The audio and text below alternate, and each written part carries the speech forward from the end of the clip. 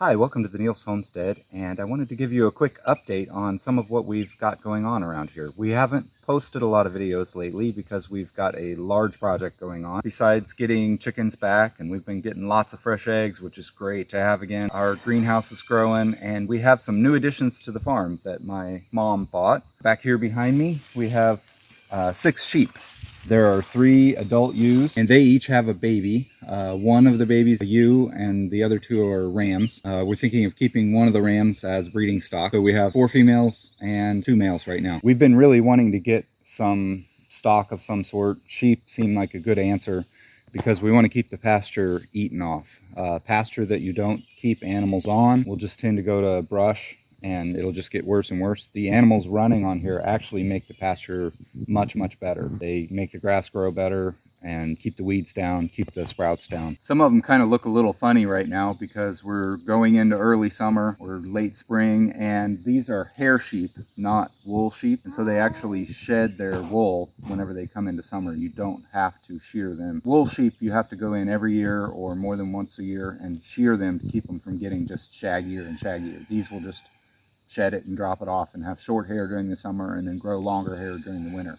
That'll save us time. Whenever we had sheep before, we had wool sheep, and it was a big pain trying to keep them sheared. They were always getting shaggy, and it also can cause disease problems, and it's bad for their knees if they get too heavy. We also have a sheepdog that we got to go with these guys, but she's very shy, and we thought at first we'd lost her. Whenever we brought her home, we got her from the farm where we got the sheep. Usually you want to take an animal that you bring in and lock it up for a few days so that it kind of learns that this is home, there's food, there's water here. Well, we put her in a cage, and she broke out of the cage almost immediately and just took off. And so we were like, okay, that's terrible, but that dog's gone probably. So a little bit of the story: after the dog ran away, we waited a while, it didn't come back. My mom actually went around to the various houses and farms all around our little block, if you will, told all the neighbors to watch out for a white dog and let us know if it showed up.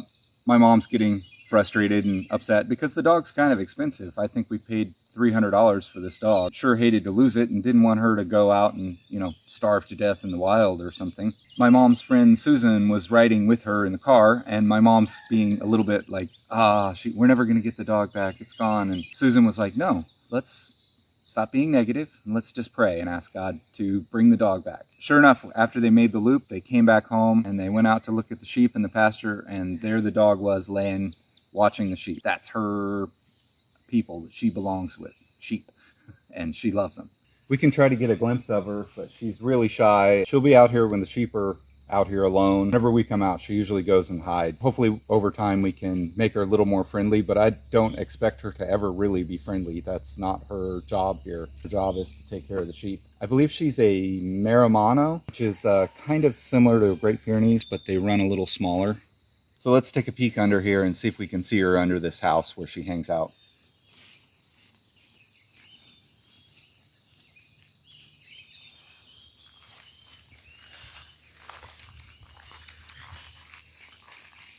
That is not the sheepdog. Oh. Do you see the dog? I don't see her right now. Hopefully in a future video we'll be able to catch her on camera. Like I said, she's really shy, but right now I'm going to take you over to our greenhouses and show you some of the crops that we've got going on. We've got stuff ready to pick. So this is the early stuff that we got in, the cool season crops. This is our kale. We've been eating a lot of this, and there's a lot more to be eaten right now. Look at this kale. It's turned into like bouquets of kale. We can pick lots and lots off of that. We usually pick the larger, lower branches, always from the bottom, not from the middle. And they just keep kind of growing out and out and out. Here's some of our broccoli plants. Our broccoli's done really well this year. I was a little concerned putting it in a warmer greenhouse, what might happen, because it's a cool season crop, and we were putting it in not super early, even a little bit late for broccoli, and it's done great. This variety on this end is Imperial, and it's a little bit later maturing than the other ones down there, and they get a little bigger. We use hay and sawdust mulch in the rows, and this is the second year on this part. Last year we mulched, and then we didn't till it in. We just piled it on top. Additionally, we put compost, hay, and then sawdust. and it seems to be doing great. Sometimes I do need to fertilize a little bit because sometimes the sawdust sucks up the nitrogen for a while and then it starts breaking down and feeds back in, so it's kind of a balance. This is one of our biggest heads of broccoli and it's pretty much ready to go. I mean, that's as big as my hand, which that's a nice size head of broccoli. We've got a bunch more.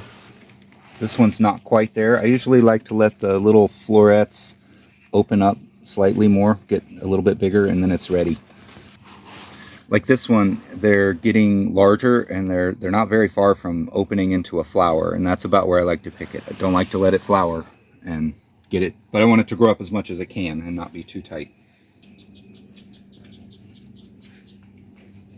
We've also got some cauliflower down here. Sometimes the cauliflower will grow so it properly covers itself, but very often you have to cut a leaf and toss it on top to keep the cauliflower covered from the sun, or it will turn green. It's not really bad if it turns green, it just doesn't look as appealing. So we would just cut one of the lower leaves and toss it up on top and keep the sun away.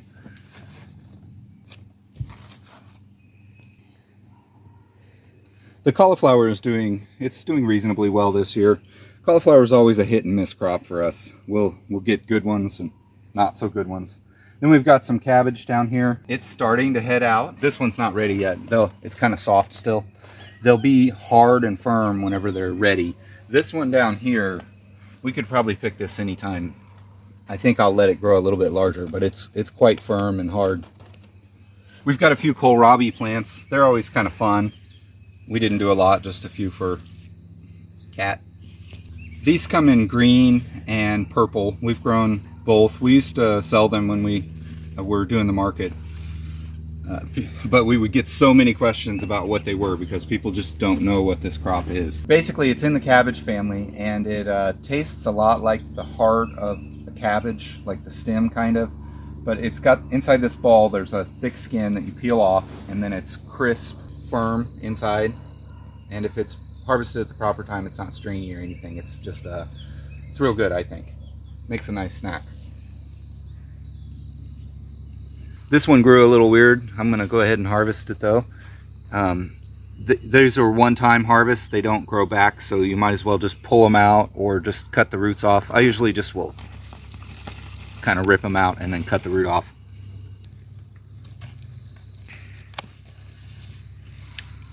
These leaves are edible. We don't normally eat them. They take quite a bit of cooking, but they're a lot like collards, if you will. I'm gonna try this one right now. This skin's pretty tender still, so this one's probably good. All right, so just get past the tough outer skin and then you cut slices of it. It's really good with salt on it. Oh yeah, that's real good. That's just about right. This one's very sweet. It's got a cabbagey flavor, similar to raw broccoli or something, but not the same texture as that. It's very soft, not stringy at all. Maybe soft's the wrong word. It's like crunchy but tender. We'll take this in, and they make a great snack on a hot day too. The broccoli's ready. You don't think that big one down the end's ready? No, not quite. Okay. We're gonna pick the cabbage for breakfast, and we're gonna leave the broccoli for 1 or 2 days. My mom thinks it's not quite there yet. Cabbage is also usually a one-time harvest. Sometimes they'll make little baby ones on the side, but I usually just go in here, either rip the whole plant out like the kohlrabi, but I'll just cut that stem right there. These are all edible too, but they're tougher and take more cooking again. Some places they use these as wrappers. They'll steam them, and then they'll do kind of like egg rolls. They'll put meat inside and roll them up and then cook it, steam it or bake it. So we're gonna use this cabbage to make a soup for breakfast. This maybe isn't the typical American breakfast, but we have a lot of Filipino influence in our house. This is a soup is a common way to start the day. It's pretty healthy to get you going. Here we have a whole bunch of peppers. We've got shishito, we've got cayenne, marconis, some Thai peppers, and then some bell peppers. And I've actually got some other pepper plants that I need to get in the ground pretty soon. And then over here we have long purple eggplant. We really like these. We like them better than the typical pear-shaped ones. I think they're sweeter, they're not as bitter, and they're really easy to cook and prepare. We usually fry them or steam them or put them in soups. Also, we've got a couple more crops. We've got beans going here. These are the yard-long beans. They'll get 2 to 3 feet long. They're very productive. I love this crop. They're really good to eat too. One of the main reasons that we haven't been posting videos is because we've been busy rushing to try to add on to our house. Our current house is very small for us. There are 7 of us, and we have 2 bedrooms, 1 bathroom.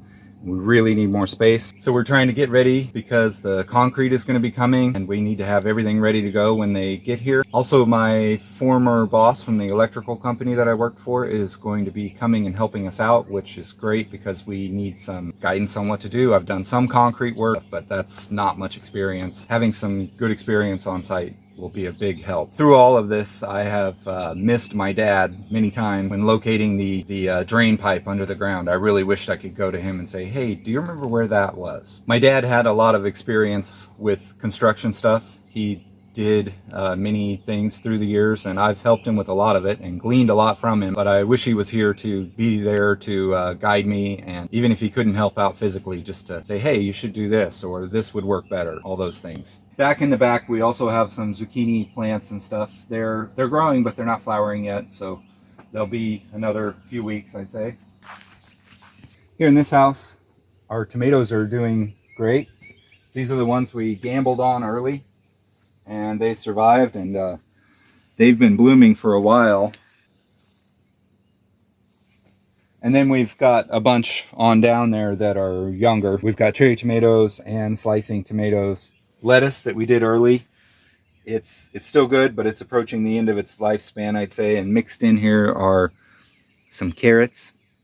They take a long time to grow.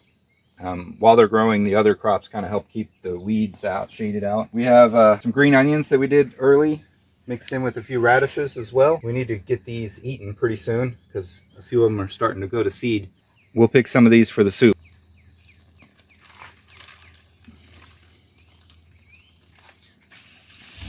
And all down the other side, we have white and red. They're growing pretty well. This is first year mulch. I tilled it up and put the 1 layer of mulch, so it struggles a little bit for nutrients. They're nice and green now. I'm pretty happy with them. We have over the years grown lots and lots and lots of these onions. There was one year that I believe we grew 80,000 onions. That was kind of crazy, but we've done 20,000 plus lots of years. This year, nowhere near that. These onions will be ready about July 4th, but before these are ready, we're going to have garlic ready. This is my garlic patch. It's doing great. I've got, most of it is elephant garlic, but mixed in here I've got some kind of regular garlic, and I don't remember what variety it was. It's just one that I've grown and multiplied out. I started all this from just a small bag of elephant garlics that I bought at a farmer's market and multiplied them out year after year. And now I have just tons of it, almost too much to use. They're getting to the point in the year where they're growing the scapes, which are great. We like to break them off and eat them. You can fry them up, you can throw them in soups. I'll pull one up so you can see what it looks like. You can eat them at this point. In fact, we've been eating them all spring. But they look like that. They're growing. You can just chop it off back in there. It's kind of one big clove right now. These little baby things, you can eat them when they're tender. Whenever they get old, they're no good to eat. They'll make a really hard shell. So that's kind of what we've got going on the homestead right now. Next week, we'll show you some videos about adding on to our house. We'll show you the process we're going through and all the work involved in that. So thank you for watching, and we'll see you next time.